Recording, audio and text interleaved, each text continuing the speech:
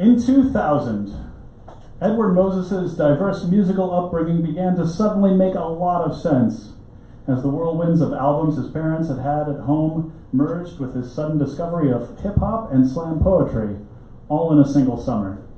17 years later, he's shared stages with rap luminaries like A$AP Rock and The Gift of Gab, all while trying to float his sneaker habit by disguising himself as a mild-mannered IT specialist at a Chicago startup. Hailed as one of those, quote-unquote, your favorite Chicago indie rapper's favorite indie rapper sort of folks. But also likely to talk your ear off about anything from the woes and Sisyphean doldrums and of finding rare house records to tiering systems in Capcom fighting games. Yeah. Maybe you want to talk to him about that in a minute. Hey Moses, how does this all work?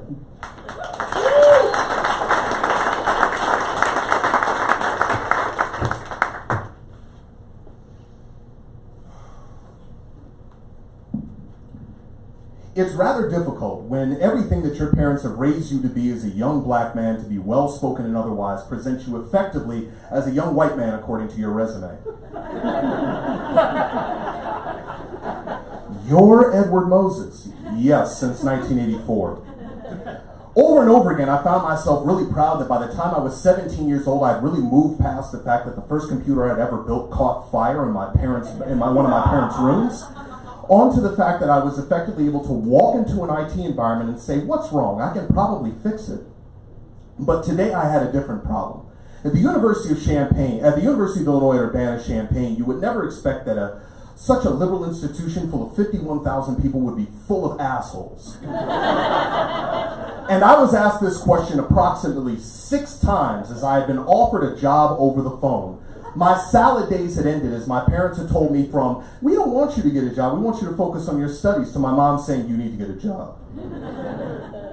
And then, you polish your resume, you put everything together, you figure you don't want to work on campus because you want to be worldly, even in a town of about 150,000 people.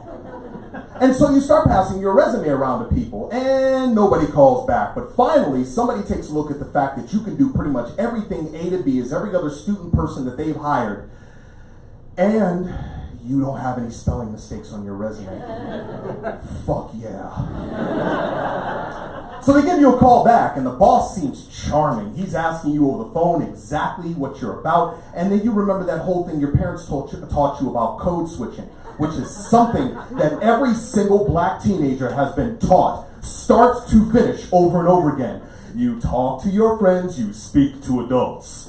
And so I was speaking to this gentleman. Yes, my name's Edward Moses. I attend the University of Illinois Urbana-Champaign. I'm interested in engineering, but yes, I've been working in IT effectively since I was about 12 years old, 16 years old for environments. But now you've run into a problem.